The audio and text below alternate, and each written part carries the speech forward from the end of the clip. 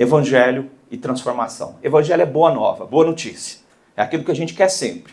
E é aquilo que a gente não encontra num jornal brasileiro. Você pode escolher qual, só tem notícia ruim. Se aparecer uma notícia boa, você já ganhou o dia. A maior parte das notícias são incertezas, o que vai acontecer. Você não foi chamado para acusar as pessoas, você não foi chamado para falar mal dos outros, você foi chamado para trazer uma boa notícia. E essa notícia deve transformar as pessoas, deve transformar a vida das pessoas. Queria dizer para vocês que as boas novas, elas nos atraem. Quando a gente ouve uma boa notícia, a gente fica atraído. O Messias veio, Israel vai ser restabelecido, tudo isso é lindo, mas Jesus acabou de pregar a mensagem no capítulo 16, de que quem quiser segui-lo vai ter que pegar uma cruz. A gente seleciona um pouco das boas novas, a gente gosta das boas novas, mas a gente não gosta das novas que não são tão boas assim para nós. A gente não gosta de pensar na cruz, mas a cruz faz parte da vida de um cristão. E Jesus então começa a conversar com ele, e talvez você que chegou aqui, no começo eu estava falando que no começo da nossa vida espiritual, a gente vê Deus como o outro. E depois o outro parece com a gente. Mas de verdade Deus não parece com a gente, nunca vai parecer. Deus é o outro.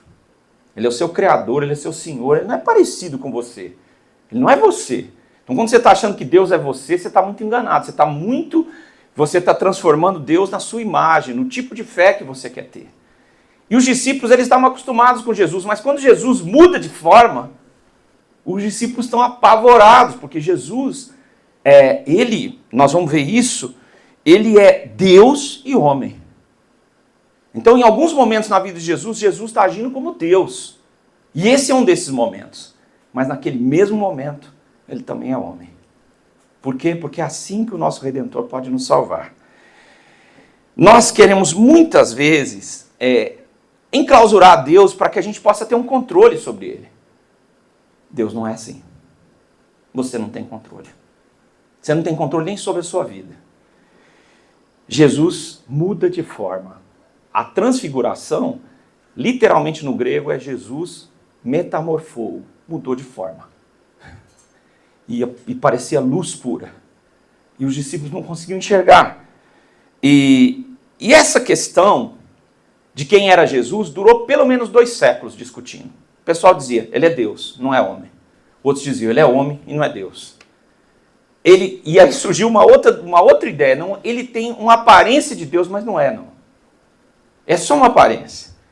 E aí a igreja, depois de 2 séculos discutindo, ela encontrou uma forma aqui em latim e português que eu vou... Vero Deus, vero homem. Verdadeiro Deus, verdadeiro homem. Olha o que aconteceu com Jesus. Seu rosto resplandece como o sol. As suas vestes são como luz. E falam com ele Elias e Moisés. Aí você vai perguntar, então é uma sessão espírita. Não é isso? Um homem falando com 2 homens que já morreram. Uma sessão espírita. Se Jesus não fosse verdadeiro Deus, seria isso. Mas para Deus, conforme Jesus diz, ninguém está morto. Naquele momento, o verdadeiro Deus, que é Jesus, recebe 2 visitas para falar com ele, Moisés e Elias. Eles têm uma característica igual. Ninguém nunca sepultou esses 2 homens. Um deles foi levado num redemoinho para os céus, Elias. E Moisés, Deus pegou o corpo dele e enterrou para que ninguém achasse. Então não foram 2 pessoas comuns que vieram conversar com Jesus. O que eles conversaram com Jesus? A gente não sabe, a gente sabe que era espiritual. Literalmente a gente sabe que é espiritual. E nessa conversa, o que a gente pode imaginar que aconteceu com Jesus? A gente pode imaginar muita coisa. Mas a gente sabe que, acabada aquela conversa, um homem vai morrer por nós. Quem é ele? Jesus. E 2 servos de Deus se encontram com o verdadeiro Deus que os recebe. E o Pedro, o Tiago e o João não sabem o que fazer. Porque eles não têm assunto, gente. E às vezes quando a gente vai orar, não sei se acontece com você, você percebe que você não tem assunto. Então Pedro diz, vamos fazer 3 tendas. Uma vai ser sua, outra vai ser de Elias e outra vai ser de Moisés. É bom nós estarmos aqui. Queria comentar com você que uma coisa que acontece na nossa espiritualidade é que quando a gente se aproxima de Deus, a gente percebe que é bom. Mas muitas vezes a gente não sabe o que está acontecendo, igual os discípulos, não sabiam o que estava acontecendo. Vamos acampar aqui. Eu não sei se você já viveu uma experiência espiritual intensa, você falou, não quero mais ir embora. Vou ficar aqui para sempre. É aqui o meu lugar. Mas eles ouvem a mensagem de Jesus, eles sabem quem é Jesus, mas eles não estão prontos para ouvir a própria voz de Deus, que vai acompanhá-los a partir dessa jornada espiritual por resto dos seus dias. Eles vão ter que descer da montanha, do monte. Então eles não estão prontos ainda. Deus não fala pessoalmente com eles. E quando Deus diz, este é o meu filho amado, eles caem de rosto no chão, de bruços. Então tem muita gente que diz, eu estou pronto, eu estou falando em nome de Deus, a minha casa é de Deus. Mas se Deus aparece mesmo, o cara cai de cara. E caíram de bruços e o rosto não levanta mais. Por quê? Porque Deus é tremendo, gente. Deus não é do tamanho da gente, não. Às vezes você está pedindo uma coisa para Deus, testando a Deus, se Deus é grande, Deus olha para você e fala, ele não está entendendo nada. Deus é grande, Deus é grande. Os discípulos foram tomados de medo. O caso deles não era bater as pernas, eles já estavam no chão já. Estão tomados de medo, eles não têm essa intimidade. É muito poderoso o que está acontecendo com eles, mas o Messias já está com eles. E eles reagem a essa situação de Deus falar naquele momento na nuvem luminosa, com susto. Eles estão assustados. Não sei como você tem reagido à ação de Deus na sua vida, quando você vê Deus fazendo um milagre no vizinho, porque talvez com você não esteja acontecendo. Porque você está achando que o milagre é você, que Deus é você. A gente gosta de pensar isso, mas Deus não é você. E Deus não é o Deus do vizinho só não, ele pode ser o seu Deus também. Eles estão assustados e eles quase desmaiam. A sensação que me dá no texto é que eles estão desmaiados ali. Eles estão ali com o rosto no chão, porque que posição é essa? Não é de adoração, não, irmão, é de pavor mesmo. Eles estão com o rosto no chão, morrendo de medo. Os 3 apavorados, porque aquele momento é o tempo de Deus.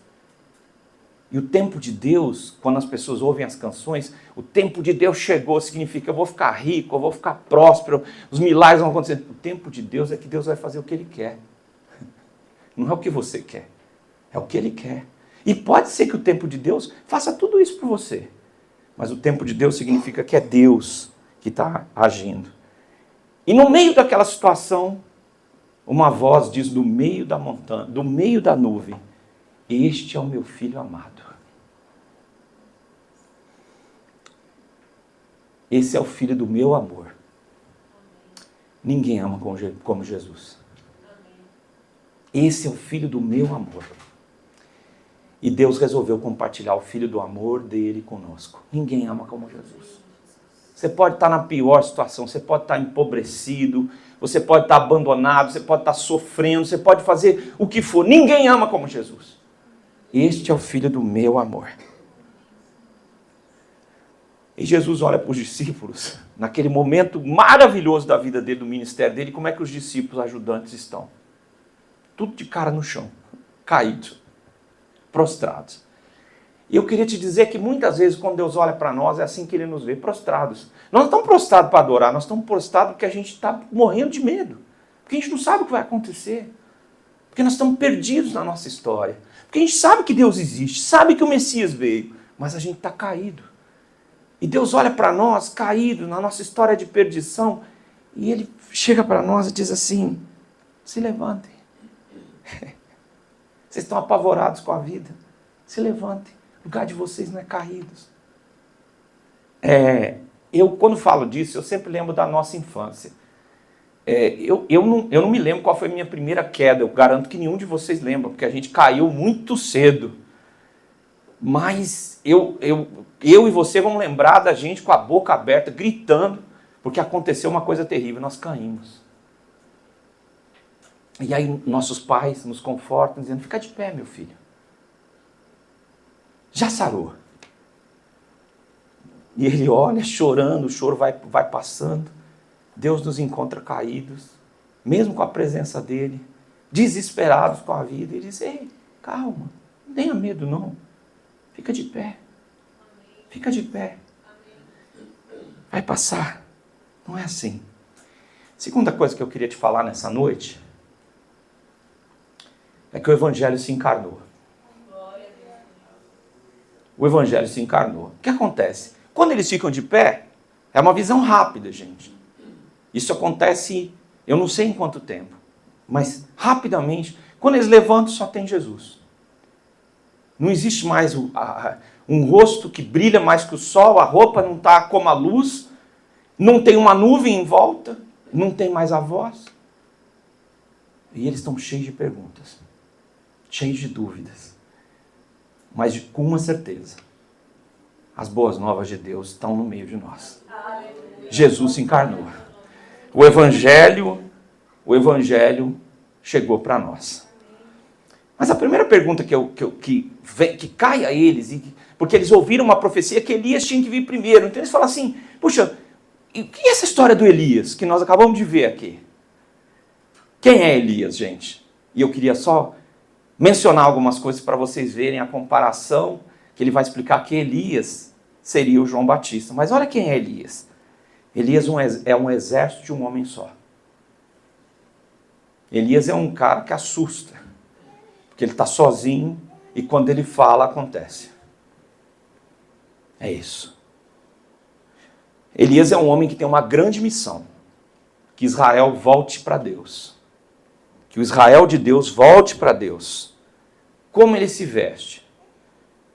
De pelos e com lombos cingidos num cinto de couro. Vocês estão percebendo? João Batista tem uma grande missão, trazer o povo de Deus para Jesus, e a roupa dele é de tecido de pelo de camelo. Eles estão dizendo, por que Elias precisa vir primeiro?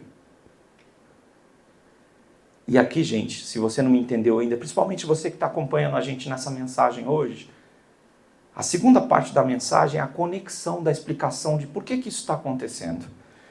Por que Elias precisa vir primeiro? Se o Messias já está aqui, e se o papel do Messias é a coisa mais importante, por que o Messias precisa vir primeiro? Por que Elias precisa vir primeiro? Qual que é esse papel de Elias? O que ele tem que fazer? E Jesus responde da seguinte forma: Elias vem para restaurar todas as coisas. E aí eu fiquei numa dúvida quando eu estava preparando a mensagem para vocês, se eu ia colocar esse texto para vocês ou eu ia ler para vocês. Qual era o papel de Elias? E eu resolvi ler para vocês. Escute só. Uma voz clama. Eu estou lendo Isaías 40, de 3 a 5. No deserto, preparem o caminho do Senhor. No ermo, façam uma estrada reta para o nosso Deus. Todos os vales serão levantados, e todos os montes e colinas serão rebaixados. O que é tortuoso será retificado, e os lugares ásperos serão aplanados. A glória do Senhor vai se manifestar, e toda a humanidade a verá, pois a boca do Senhor o disse. Essa era a profecia de quase 600 anos que Isaías disse de qual era o papel que essa voz que clama no deserto deveria realizar. Elias vem para restaurar todas as coisas. Lembra? O Evangelho se encarnou. Eu já quero dizer para você uma coisa, que o Evangelho se encarnou em Jesus e você precisa encarnar o Evangelho na sua vida. Aleluia. Porque foi isso que Elias fez. Ele era uma voz que clamava. Gente, a sua vida está clamando para as pessoas ou ela está cochichando? É engraçado quando a gente quer cochichar com uma pessoa, fala, olha, que você quer contar um segredo da pessoa. Como é que é? Depois de 3 vezes ela fala alto, já não cochicha mais, mas não dá para entender. Qual é o tamanho da voz sua, do seu clamor, para que as pessoas conheçam a Deus? A Bíblia diz que a voz de João Batista clamava. Não é porque ele gritava, mas é porque o testemunho dele era muito forte. Gente, a gente é convidado a não ser tão incomodado pela voz, pelo clamor que a gente levanta, porque a gente vai falar de Deus, as pessoas vão nos procurar. E tem gente que fala assim, eu estou cansado, eu não quero que elas me procurem. O Evangelho se encarnou e Deus convida você, assim como convidou João Batista, que é o primeiro grande homem, dos quais os filhos de Deus, disse Jesus, vão ser maiores ainda. Chamou você e a mim para encarnar esse Evangelho, para que as pessoas ouçam essa voz, mas uma voz nítida e alta e clara. A segunda coisa que eu quero te dizer é que o clamor dele era no deserto. Então, Deus não mandou você, Senhor, eu quero clamar para as pessoas, mas eu quero clamar na minha casa, no sofá, na praia, na montanha, passeando, sossegado. Não, no deserto. No deserto, o seu clamor vai ser muito bem ouvido. Porque é quando a gente está sofrendo que a graça de Deus faz coisas impressionantes em nós. Queria te dizer uma coisa muito simples. Você quer ver um grande poeta? Ele sofreu. Eu não sei se Manuel Bandeira é tão grande porque ele sofreu tanto, mas ouvindo Manuel Bandeira sempre à beira da morte, como ele fala da vida, das pequenas coisas, eu fico impressionado. E diz ele num poema chamado Gesso, que só está vivo quem verdadeiramente sofreu. E essa era a vida dele, de alguém que estava sempre lutando entre a vida e a morte, com a tuberculose, e o deserto vai ser o lugar que muitas vezes Deus vai chamar você para falar. Não, Deus, eu quero falar na prosperidade, eu quero falar... Não, qualquer um fala, irmão. Você quer ouvir bobagem? Liga lá. Liga a sua internet lá em qualquer plataforma dessas aí de vídeo, você vai ver muita gente falando bobagem, inclusive mentira. Arranja um carro bacana e começa a falar, olha aqui como eu sou bom. Está lá na frente da concessionária do tio dele, sei lá. Deus não chamou você para isso, Ele chamou para você clamar e proclamar o nome dele quando apareceu o deserto na sua história. É nesse momento que o Senhor quer revelar sua glória na sua vida. Preparem o caminho do Senhor. Eu sempre pensei uma coisa quando as pessoas vinham procurar minha ajuda e ainda vêm até hoje procurar minha ajuda. Para ouvir uma palavra, ouvir um conselho. Eu não sou o Senhor. Eu não posso curar. Eu não posso trazer uma palavra para elas. Eu estou na sala de entrada ali. Eu sou o secretário do médico. Quem cura é Deus. Eu só preciso levá-lo para o caminho certo. Eu e você não temos poder para fazer nada sem Jesus. Quem vai revelar a sua glória é Jesus. E eu e você temos que dizer, o caminho é Jesus. É isso. Sabe? Na década de 70 tinha On the Way, Jesus on the Way, era o tempo inteiro. E aí surgiu em português e tudo.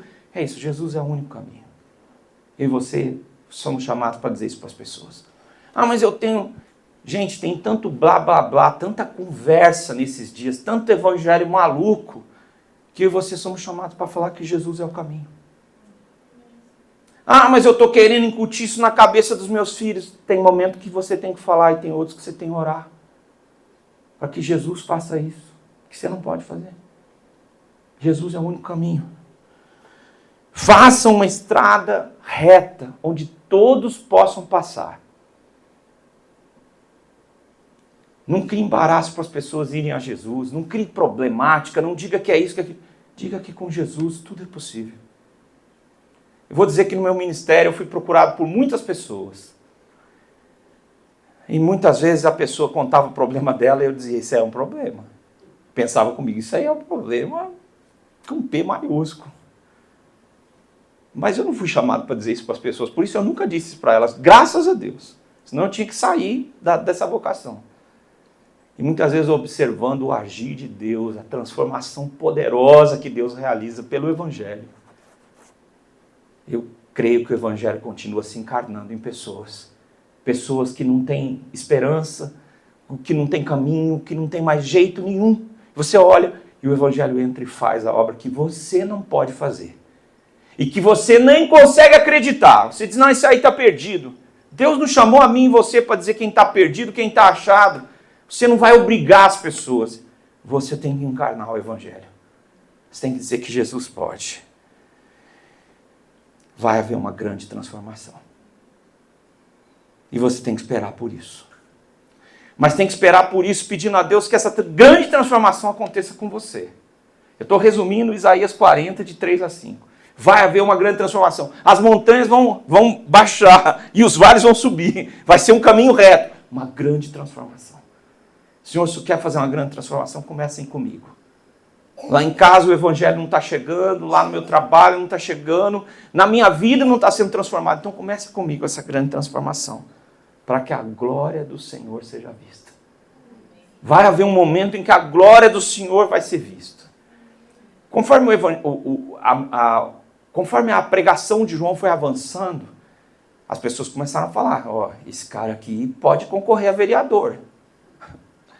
Conforme João foi crescendo na mensagem, mais gente foi indo para o deserto para ouvir a mensagem e falar, olha, pode ser deputado. Passou mais um tempo, todo mundo queria ouvir João, e eles disseram, você é o Messias? Você é o rei? E ele disse, eu não tenho dignidade para tirar as sandálias dos pés dele. Mas ele vai vir. Ele já está no meio de vocês. Essa é a mensagem que eu e você fomos chamados para dizer. Eu não posso, mas quem pode já está aqui. E ele vai realizar. Jesus disse, Elias já veio. Elias já veio. Estavam perguntando sobre Elias e Jesus diz, Elias já veio. Mas eles não reconheceram Elias. Não reconheceram que era Elias. Não sabiam que Elias estava no meio deles. E Jesus disse, olha, dos nascidos de mulher, ninguém é maior que João. Meu amigo, se Jesus disser isso, você tem que ouvir, diz, ninguém é maior que João. Não imagine que quem é João, porque eu e você não sabemos. Mas eles não reconheceram João quando ele veio. E disse Jesus, fizeram com ele tudo quanto eles quiseram. Isso é assustador, porque se João é tão grande, porque fizeram com ele tudo o que quiseram? Porque ele tinha que cumprir a missão que ele veio. E ele diz, eu sou amigo do noivo. E a minha alegria já se concretizou. Eu já vi o noivo. Eu já vi o Messias. Os discípulos de João se tornaram discípulos de Jesus. 4 a 6 dos discípulos de Jesus eram discípulos de João. Agora eu queria te fazer uma pergunta muito importante. Por que Jesus só levou 3 dos seus discípulos para o Monte da Transfiguração? E eu queria trazer uma palavra para você muito clara. Deus te faz um convite para ter intimidade com Ele. Mas esse convite também depende da sua resposta. Entrega. Se entregar. Então Deus está chamando. Mas algumas pessoas estão se entregando e estão dizendo, eu quero. Por favor, eu preciso disso, eu vivo disso. Essas pessoas, Jesus tem um convite especial. Para manifestar-se a elas. Não dá dinheiro para elas, não dá coisas dessa vida, não, manifestar-se a elas, mostrar quem Ele é, sua glória. Esse convite está acontecendo hoje. É um convite para que você tenha intimidade com Ele. 3 discípulos gozavam dessa intimidade e um gozava de maior intimidade, que era João. Jesus só chamava esses 3. Ah, mas é porque os outros... Não. Esses 3 responderam ao propósito que Deus tinha para eles. Queria dizer para você com muita autoridade nessa noite, em nome de Jesus e não em nome de Eli. Há um convite para você ter intimidade com Deus. Deus está fazendo esse convite, o Evangelho se encarnou para que você saiba disso. Mas você pode estar querendo um monte de coisa na sua vida. E várias dessas coisas que você pode estar procurando não são ter intimidade com Deus.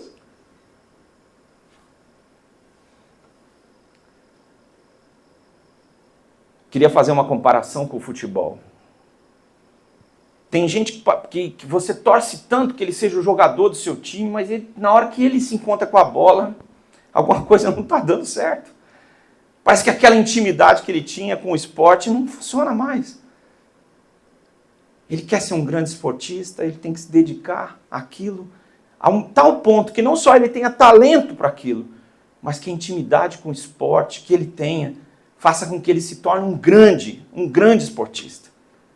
Deus está chamando você para ter intimidade, mas você está dizendo, Deus, eu não tenho tempo, eu não tenho interesse, eu sou seu discípulo, mas veja bem, manda outro.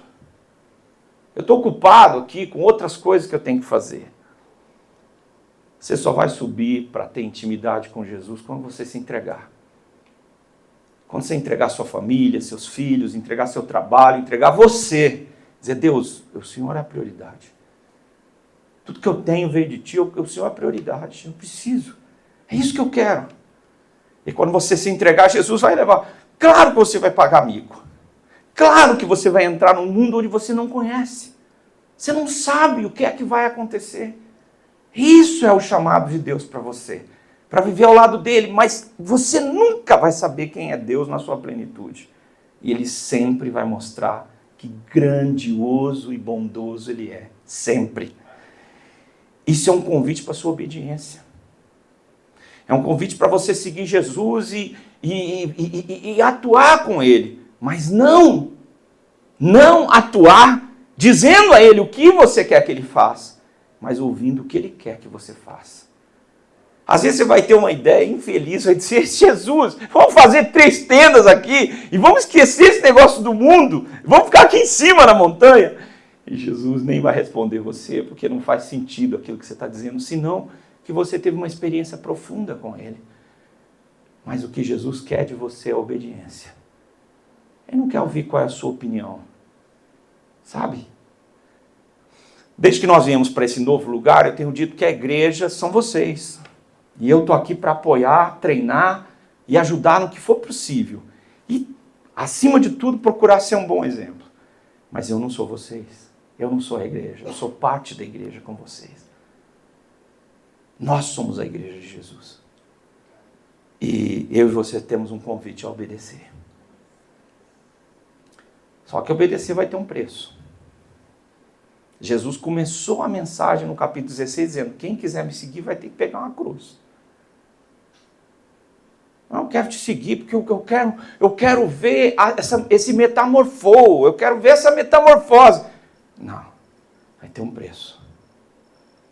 E quando a gente fala de preço, os reformados dizem, não, o preço Jesus já pagou. Não, você vai pagar também. Então quem fala isso não sabe. Jesus pagou o preço da sua salvação. E você tem que morrer com Cristo e tem que carregar a sua cruz. Tem que dizer não para você. Evangelho tem cruz. Evangelho sem cruz não é evangelho. E se eu e você queremos seguir o evangelho, mas não queremos ter um preço, você não entendeu o que é o evangelho. O evangelho custa a sua vida. É isso. É entregar a sua vida. É isso que Deus quer. Quem é Deus para você? Que relacionamento que você quer ter com Ele? Qual é o propósito da sua existência? Naquele monte de transformação, os discípulos precisaram entender todo o significado de quem é Jesus. E hoje, Jesus revelado para nós, exige que nós assumamos uma posição. Mas essa posição não é agora. Eu vou ajoelhar, vou ficar de pé, vou me entregar. Não. É quando você sair daqui. É depois do culto. Quando o culto começa. Essas decisões vão orientar a direção de quem é Deus para você, que relacionamento que você quer ter com Ele e qual é o propósito para a sua vida. Tem gente que ainda está se debatendo com Deus. Como é que vai ser a vida? Está achando que Deus é um camarada desse de... Vou trazer aqui, nós vamos num podcast, eu estou de igual com Ele, vou trocar uma ideia. Não é. Você está equivocado. Ele é o Senhor do universo. E os discípulos não tiveram mais dúvida, nunca tiveram essa dúvida. Não contem para ninguém isso. até o dia de eu ressuscitar. Os discípulos não entendiam nada. Já foi difícil o monte da transfiguração. Agora Jesus diz, não conta nada para até eu ressuscitar. Mas como que é ressuscitar? Bom, agora eles viram Elias, viram Moisés. Como é que vai acontecer tudo isso? Eles não entendiam. Mas eles confiaram em Jesus. Nós estamos falando dos milagres de Jesus e estamos dizendo basicamente que o milagre de Deus é Jesus. E eu tenho falado uma frase que você pode esquecer tudo, mas essa você não pode esquecer. Você quer o milagre de Deus na sua vida? Ande com Jesus. Jesus é o milagre de Deus. Mas no momento que ele desce da montanha, a gente vai começar um problema de um demônio que não sai. Primeira vez que os discípulos encaram isso. Mas isso é tema para nosso próximo encontro. Porque assim que eles descem desse momento glorioso, os discípulos estão diante de um fracasso sem proporções e eles não sabem como enfrentar isso. E claro que tudo já foi preparado por Deus para os discípulos aprenderem a lição e nós que estamos agora estudando os evangelhos para aprender quem é o milagre de Deus, somos convidados a entregar nossas vidas ao Senhor e passarmos por um processo de obediência e entendemos que o evangelho tem um preço. E se está sossegado para você, alguém está carregando a cruz para você, não existe essa pessoa. Não existe, você está se enganando. Você precisa assumir um papel. Você está querendo fazer uma enquete? Vai ser minha mulher que vai assumir o papel? Vou ser eu? Vai ser meu filho? Não funciona assim. É individual. É uma decisão sua. Nós vamos orar nesse tempo. Quero abençoar você em nome de Jesus. Você que acompanhou a gente, a minha palavra, que Deus redima o seu coração, que Deus abençoe a sua vida. Mas eu quero orar por vocês nessa noite, pedindo a Deus que essa verdade tome forma na sua vida, na minha vida. Vamos orar? Quero convidar você para ficar de pé. Senhor Deus, nós ouvimos a Tua palavra nessa noite e ela é viva. Pedimos que o Teu Evangelho tome forma em nós, Senhor. Que o Teu Evangelho se revele a nós e que nós assumamos uma posição em que cada um de nós, nos nossos desertos, glorifique o Teu nome, Senhor Deus, de uma forma grandiosa. Nesse momento eu quero pedir que o Senhor visite os sofrimentos dos meus irmãos que estão aqui, daqueles que ouviram a mensagem nessa noite. E que no deserto deles o Senhor se apresente. Revela-te, Senhor Deus, aos nossos amados, aos nossos queridos, aqueles que estão longe do Senhor nesse momento. Converte o coração deles, Pai. Pai, queremos Te obedecer. Queremos carregar a Tua cruz, de tal forma que sejamos vistos através dessa cruz, que é a cruz de Jesus, que é Jesus em nós. Que essa seja a voz dessa semana mais alta. Que essa seja a direção para nós, Senhor. Em nome de Jesus.